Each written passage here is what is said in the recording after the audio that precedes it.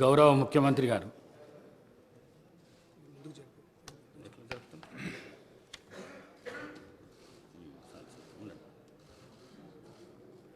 మూడవ తెలంగాణ శాసనసభ యొక్క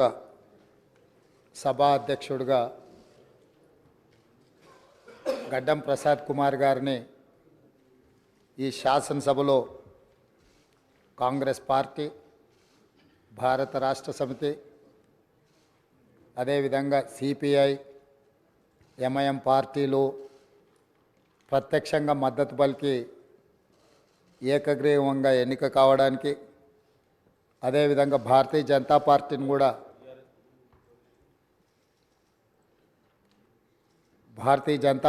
కూడా సంప్రదించడం జరిగింది. వారు కూడా పరోక్షంగా ఈ ఎన్నిక ఏకగ్రీవం కావడానికి సహకరించారు. సభాపక్ష నాయకుడిగా మా సభ్యులకు,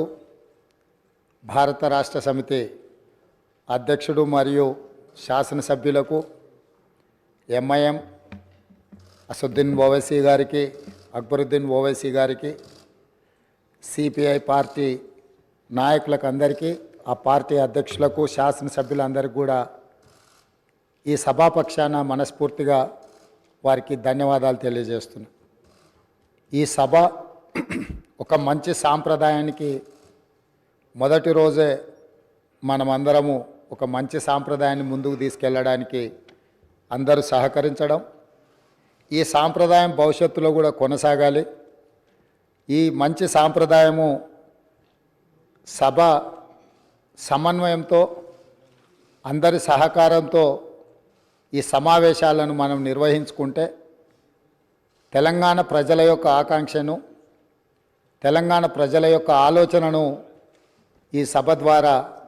పరిష్కరించడానికి అవకాశం ఉంటుంది. శాసనసభ అధిపతిగా ఎన్నికైన మీకు హృదయపూర్వకంగా మా పార్టీ పక్షాన, మా అందరి పక్షాన కూడా హృదయపూర్వకంగా మీకు అభినందనలు తెలియజేస్తూ, మా పార్టీ అధ్యక్షులు పెద్దలు శ్రీ కేసీఆర్ గారు, వారు దురదృష్టవశాత్తు వారికి కొంత గాయమయ్యి హాస్పిటల్లో ఉన్నప్పటికీ ఎప్పుడైతే ఈ ప్రతిపాదన శ్రీధర్ బాబు గారి ద్వారా మరి వారికి వచ్చిందో వెంటనే ఒక క్షణం కూడా సంకోచించకుండా, రెండో ఆలోచన లేకుండా తప్పకుండా సహకరించవలసిందే అని చెప్పి ఏకగ్రీవంగా ఎన్నిక కావడానికి వారు మాకు ఆదేశాలు ఇవ్వడం జరిగింది. దానికి అనుగుణంగానే నిన్న మీ నామినేషన్లో కూడా మేమందరం కూడా పాల్గొనడం జరిగింది. అధ్యక్ష, మీతో వ్యక్తిగతమైన అనుబంధం కూడా నాకు చాలా ఉంది. మీరు 2009 శాసనసభకు ఎన్నికైన నాడు నేను కూడా మీతో పాటు సహచర శాసనసభ్యుడిగా ఉన్నాను. ఆనాడు తెలంగాణ ఉద్యమంలో కూడా మీరు మీ వంతు పాత్ర పోషించినారు. 2012 నుంచి 14 దాకా మీరు మంత్రిగా, ముఖ్యంగా మా శాఖకు మంత్రిగా, హ్యాండ్లూమ్స్ అండ్ టెక్స్టైల్స్ డిపార్ట్మెంట్కి మంత్రిగా మీరు పనిచేసిన క్రమంలో ఆనాడు ఒక సందర్భంలో నేను మీ దగ్గరకు వచ్చి, మీరు రండి సిరిసిల్లకి మీరు రావాలి, ఎందుకంటే రాష్ట్రం మొత్తంలోనే టెక్స్టైల్ అంటే సిరిసిల్ల కాబట్టి మీరు తప్పకుండా రావాలి అంటే మీరు కొంత సంకోచం వ్యక్తం చేసినారు మొదలు. మరి ఇప్పుడు ఉద్యమం ఉధృతంగా ఉంది, నేను మంత్రిగా ఉన్నాను, ఈ సమయంలో వస్తే ఏమైనా ఇబ్బంది ఉంటుందా అంటే లేదు, మనం కలిసే పోదామని చెప్పి ఆ రోజు మీరు రావడమే కాకుండా ఆనాడు మరి బ్రహ్మాండంగా మీరు వచ్చి అక్కడ కార్మికుల సమస్యలు విని తర్వాత చాలా సమస్యల పరిష్కారానికి మీ స్థాయిలో మీరు కృషి చేసినందుకు కూడా మీకు మనస్ఫూర్తిగా ఈరోజు మళ్ళొకసారి అభినందనలు, ధన్యవాదాలు కూడా తెలియజేస్తూ, మరి ఒక ఉన్నతమైన సాంప్రదాయానికి ఈరోజు మరి తెరదీస్తూ ఇతర పెద్దలు గౌరవనీయులు తెలంగాణ రాష్ట్రం ఏర్పడ్డ తర్వాత పెద్దలు శ్రీకొండ మధుసూదనాచారి గారు, తర్వాత శ్రీ పోచారం శ్రీనివాసరెడ్డి గారు, తదనంతరం మీరు, మరి వారు ఇద్దరు కూడా నెలకొల్పిన సాంప్రదాయాలు,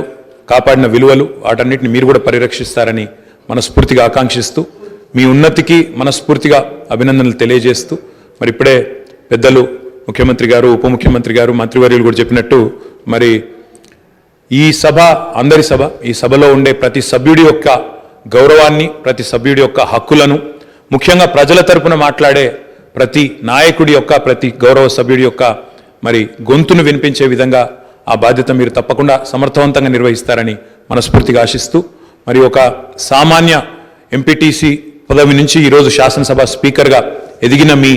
జీవితం ఏదైతే ఉందో, రాజకీయ ప్రస్థానం ఏదైతే ఉందో, ఇది చాలామందికి తప్పకుండా స్ఫూర్తిదాయకంగా ఉంటుందని చెప్పి మనసారా ఆకాంక్షిస్తూ, మీ బాధ్యతలో మీరు 100% విజయవంతం సాధించాలని మా పార్టీ తరఫున కూడా కోరుకుంటూ మళ్ళొకసారి మీకు అభినందనలు అధ్యక్ష. Thank you.